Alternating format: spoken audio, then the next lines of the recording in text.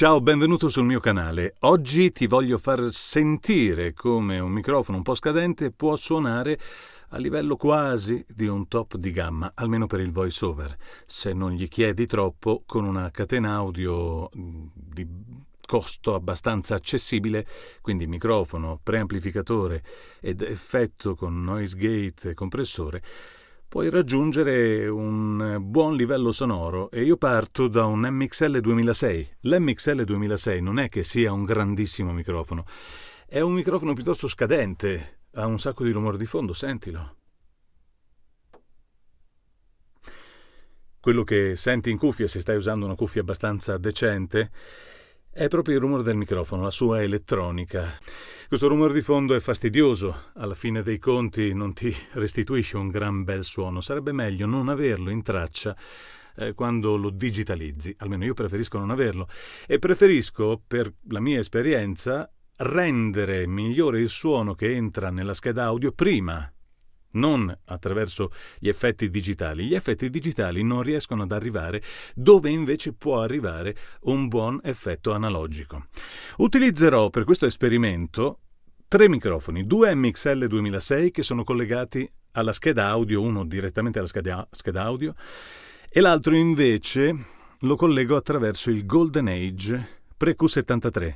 Ho preso questo preamplificatore come esempio perché ha anche una piccola banda equalizzatore. Questi 2 pomelli mi consentono di scegliere un'equalizzazione che va dai 60 Hz o dai 175 Hz, quindi crea proprio un'onda di equalizzazione, di correzione. Se ascolti attentamente, questo microfono ha una equalizzazione eccessivamente mediosa e molto brillante, molto acuta. Senti che tutti i rumori, le S, tutto viene enfatizzato. Il microfono si porta dietro questi suoni, è quello che restituisce, oltre al rumore di fondo. Ora io farò una cosa.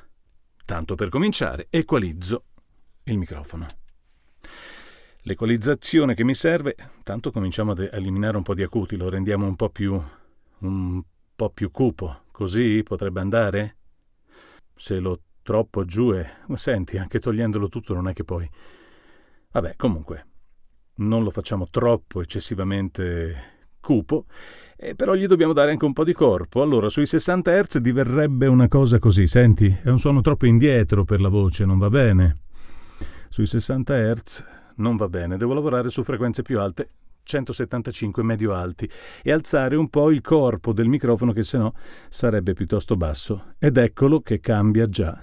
Bene, adesso il microfono è diventato un pochino più corposo, però lo senti, è cupo ancora, molto cupo. C'è una cosa che posso fare ed è un trucco fantastico, una piccola magia che è contenuta all'interno di questo equalizzatore che attraverso questo tasto Low Z praticamente enfatizza le frequenze positive, cioè trasforma in positivo le frequenze del microfono. In questo modo, anche se la mia voce proprio non ti sta, ma proprio non la sopporti, quando la senti dici ma senti, non balestri per favore, ma tu fai lo speaker, ma veramente, no, lascia stare, ma chi te l'ha detto, non lo so.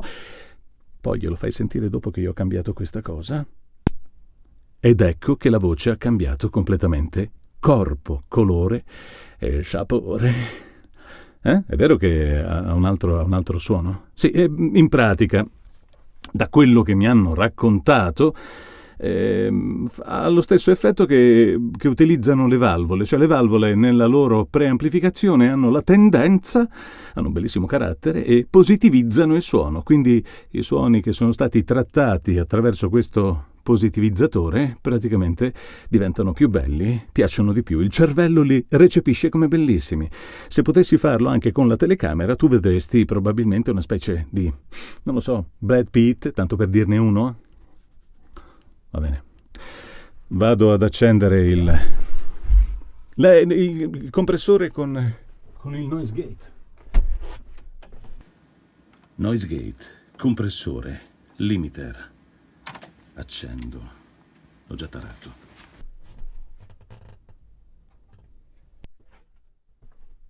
Sentito? Hai sentito che è scomparso completamente il rumore di fondo? Hai sentito? Questo è l'ingresso 5, quindi è qui che tu mi stai sentendo, su questo microfono. E poi sì, forse è un pochino troppo cupo per adesso e devo abbassare un po' perché questo riequalizzatore ha reso il suono un po' migliore rispetto a quello originale. Non è esattamente il massimo, perché senti che ancora frizza sulle cute, è un pochettino c'è qualcosa che suona un po' strano, però è decisamente meglio di prima. Ora, per metterlo sotto processo, diciamo così, io leggerò qualcosa e poi te lo farò sentire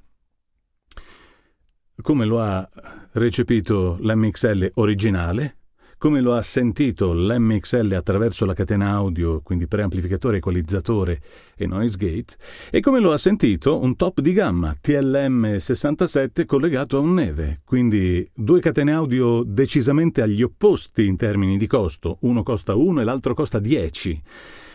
Però non dico che l'abbiamo fatto uguale, ma insomma se la cava, ecco, diciamo che se la cava. Poi mi saprai dire se ti piace oppure no.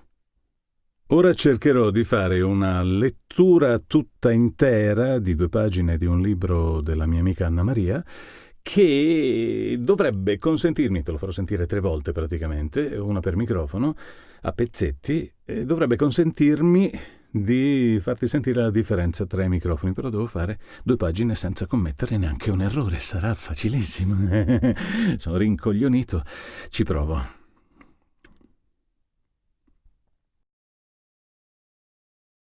La nebbia era come un pensiero nero, improvvisa e molesta. Nel bianco intorno, il loro concitato calpestare l'erba faceva ancora più effetto. Da un punto indistinto dinanzi a loro, un pianto sommesso li guidava. Per terra, vicino a una gigantesca vasca per i pesci, una figura accasciata. L'ispettore superiore e sostituto commissario Ventura appoggiò una mano sulla spalla dell'uomo che piangeva e uno sguardo accuso e obliquo si piantò nel suo. Cinese? Si chiese l'ispettore. La nebbia era come un pensiero nero, improvvisa e molesta. Nel bianco intorno, il loro concitato calpestare l'erba faceva ancora più effetto. Da un punto indistinto dinanzi a loro, un pianto sommesso li guidava. Per terra, vicino a una gigantesca vasca per i pesci, una figura accasciata.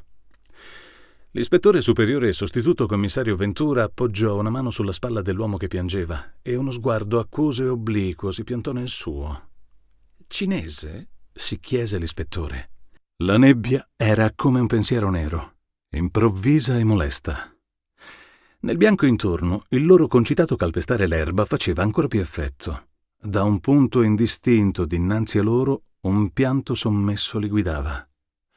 Per terra, vicino a una gigantesca vasca per i pesci, una figura accasciata. L'ispettore superiore e sostituto commissario Ventura appoggiò una mano sulla spalla dell'uomo che piangeva e uno sguardo accuso e obliquo si piantò nel suo. Cinese? Si chiese l'ispettore. Vi ho chiamati io! Sono stato io a chiamarvi! Singhiozzò l'uomo. No, bergamasco, subito si rispose Ventura. Vi ho chiamato per Erminia, disse quell'uomo voltandosi verso la vasca, talmente enorme da poter quasi essere chiamata piscina. Dentro, nell'acqua torbida, c'era una persona, di certo morta, e il cui corpo si muoveva piano, immobile, ma in movimento, forse per i flussi dell'aria che doveva mantenere ossigenate le acque. Vi ho chiamati io! Sono stato io a chiamarvi! Singhiozzò l'uomo. No, bergamasco, subito si rispose Ventura. Vi ho chiamato per Erminia, disse quell'uomo voltandosi verso la vasca, talmente enorme da poter quasi essere chiamata piscina. Dentro, nell'acqua torbida, c'era una persona, di certo morta, e il cui corpo si muoveva piano, immobile, ma in movimento, forse per i flussi dell'aria che doveva mantenere ossigenate le acque. Vi ho chiamati io! Sono stato io a chiamarvi! Singhiozzò l'uomo. No, bergamasco, subito si rispose Ventura. Vi ho chiamato per Erminia, disse quell'uomo voltandosi verso la vasca, talmente enorme da poter quasi essere chiamata piscina. Dentro, nell'acqua torbida, c'era una persona, di certo morta, il cui corpo si muoveva piano, immobile, ma in movimento, forse per i flussi dell'aria che doveva mantenere ossigenate le acque. L'ispettore Ventura fu raggiunto da quelli che correvano insieme a lui poco prima. Ammazza, Ventura, quanto corri! Ma quanto t'alleni, eh? L'apostrofò il sovrintendente capo Viganò tra un respiro affannoso e l'altro. Sì, ispettore, hai un passo! Aggiunse senza fiato il vice sovrintendente Cepputi. Persino la frantometto alzò uno sguardo stupito. La voce di Cepputi faceva sempre effetto. Ventura si chinò sullo sconosciuto e gli chiese: Erminia chi? Erminia Sironi? È lei quella nell'acqua lì, nella vasca delle carpe? È lei? Piangeva singhiozzando forte. Il volto di colpo nascosto tra le mani. Ma come fa a sapere che quel corpo appartiene proprio a questa Erminia Sironi? Chiese, paziente. L'ispettore Ventura fu raggiunto da quelli che correvano insieme a lui poco prima. Ammazza, Ventura, quanto corri! Ma quanto t'alleni, eh? L'apostrofò il sovrintendente capo Viganò tra un respiro affannoso e l'altro. Sì, ispettore, hai un passo! Aggiunse senza fiato il vice sovrintendente Cepputi. Persino la frantometto alzò uno sguardo stupito. La voce di Cepputi faceva sempre effetto. Ventura si chinò sullo sconosciuto e gli chiese: Erminia chi? Erminia Sironi? È lei quella nell'acqua lì, nella vasca delle carpe? È lei? Piangeva singhiozzando forte. Il volto di colpo nascosto tra le mani. Ma come fa a sapere che quel corpo appartiene proprio a questa Erminia Sironi? Chiese, paziente. L'ispettore Ventura fu raggiunto da quelli che correvano insieme a lui poco prima. Ammazza, Ventura, quanto corri! Ma quanto t'alleni, eh? L'apostrofò il sovrintendente capo Viganò tra un respiro affannoso e l'altro. Sì, ispettore, hai un passo! Aggiunse senza fiato il vice sovrintendente Cepputi. Persino la frantometto alzò uno sguardo stupito. La voce di Cepputi faceva sempre effetto. Ventura si chinò sullo sconosciuto e gli chiese: Erminia chi? Erminia Sironi? È lei quella nell'acqua lì, nella vasca delle carpe? È lei? Piangeva singhiozzando forte. Il volto di colpo nascosto tra le mani. Ma come fa a sapere che quel corpo appartiene proprio a questa Erminia Sironi? Chiese, paziente.